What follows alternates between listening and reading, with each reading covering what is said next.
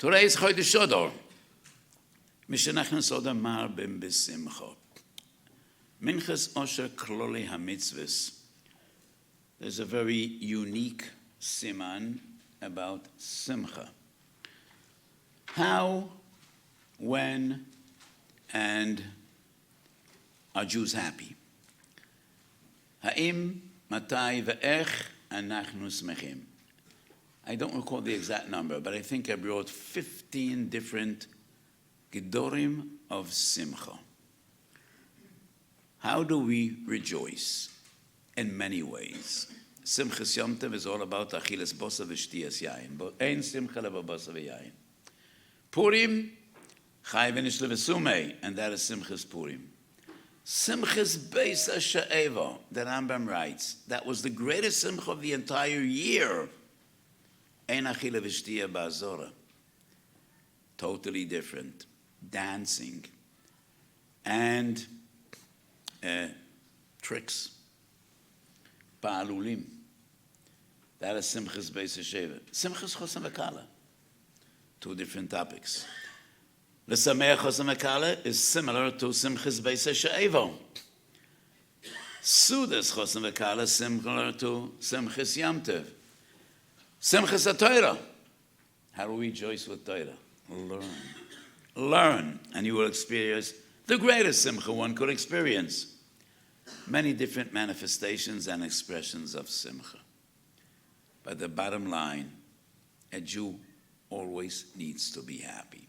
So Hasidim say in the name of the Rishon Tzaddik Rabbi Sol Meruzhin, he said, a yid is always besimcha. It's just a question of volume.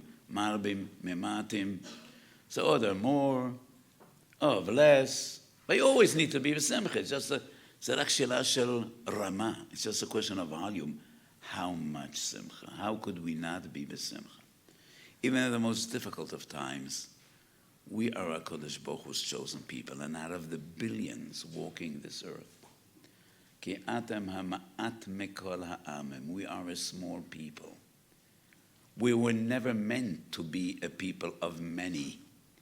We are small, we are few, but we are Kodesh Baruch Hu's chosen people. And to be a chosen people is not only a privilege, it's a responsibility. We were supposed to be, we are designated to be by the Novi or Legoyim. It is a responsibility, not only a privilege. All the others get away with Sheva Mitzvahs B'nai Noach, which boil down to just be a mensch. Just be a mensch. Kodesh Baruch Hu doesn't expect much more than that. Don't rob, don't steal, don't kill. Just be a mensch. We can't get away with Sheva Mitzvahs. We have 613. What a leap from 7 to 613. Mi yochal lamoid b'kol eila, said Chazal. And many times when I speak about this, I say, Chevra, if you think 613 is a lot, we have much more than 613. Because the Minchas Osher says, Rotzoin HaTorah, there are many more mitzvahs, which are the Uraisa, not included in the list.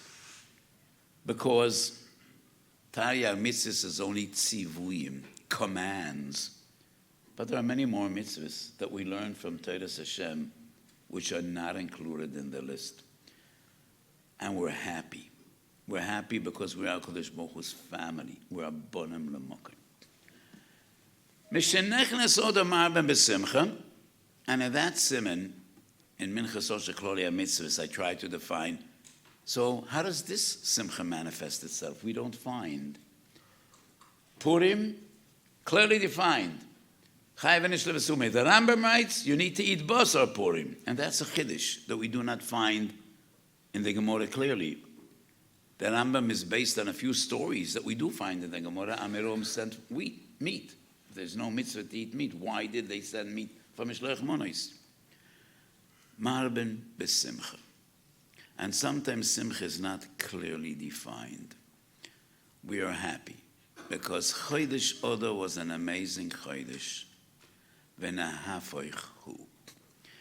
And in Minchas Osher Sichas al Moyadim, what I quoted before is the Lamdish said in the Sichas.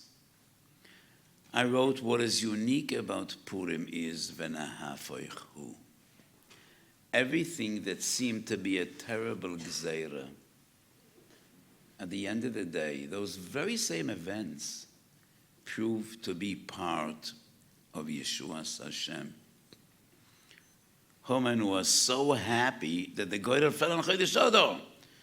That is the month in which Moshe Rabbeinu passed away. He was sure it's a bad omen for the Jews. He wasn't aware that that is the month Moshe Rabbeinu was born. And it's a wonderful month for the Jewish people. We try to imagine when Haman built that skyscraper, Chamishim Amos, and probably it was seen from the entire town. Wherever you walked, you couldn't escape it. And when the Jews went out of the house in the morning and they saw that 50 Amos, and they knew what it's for, probably they just couldn't look. They closed their eyes. They couldn't lift their eyes and see that Eitz Gavoya Chamisha Mamo. And at the end of the day, those that were hung there were those very same people that tried to destroy and to kill us. That crazy king brings together tens of thousands of women and girls to fulfill his insane taivas. And the only one chosen is Esther. Was a Bas Yisrael Kedosha v'Tahora, growing in the home of the Gadol Adar of Mordechai. We could just try to imagine what heartbreak that brought among the people. How could this be? Statistically, it's crazy. It's impossible. And the only one that made every effort not to be appealing was Esther. All the others, Psomim, Tamruke, Noshim, Shem, and Amar, and the only one that didn't want anything to do with it was Esther. And she is the one chosen by that crazy king, Achashverosh. Didn't take long till everybody realized that this is Yad Hashem, and this is this amazing Hashgocha Protis. Midas Hadin is Nefach Lerachamim. And that is what the story of Purim is about, and that is what is unique about the story of Purim. So the Shulchan Aruch writes, Tzorech lifrois es ha-Megillah ki igeres laharois haneis. When we read the Sefer Torah, it's a scroll, and all you see is the parsha in which we're reading. Shulchan Aruch writes the minig by Megillah is no. It should be open, spread out. Ki igeres laharois haneis. And nobody explains how does this show the nace. Maybe the Shulchan Aruch should say laharois ha-Megillah. Everybody should see the Megillah. Spread it out, it's more visible, it's more obvious. What is laharois haneis? My understanding is, if it would be possible, Chazal would be metaken that we need to read the entire Megillah b'neshima achas. But it's impossible. Because we get to Vaizosa, we try to squeeze him in b'neshima achas. So the Seres B'nei Haman, we read b'neshima achas, which is an effort. Because when you read the Megillah, and you read every segment in itself, you don't grasp, you don't understand the story, and you don't see the nace. To really appreciate the nace, you need to read the entire Megillah from beginning to end and realize this amazing phenomena. Every midas adin is nefach l'rachamim. Every event that seemed to be a manifestation of midas adin, a terrible gezeira, v'nahafoichu. That is the special story, the unique story about Nes Purim. And that is what the Shulchan Aruch means. Spread it out. Do your best. Read it without any hefsek. Kedei laharois haneis. People should be appreciative.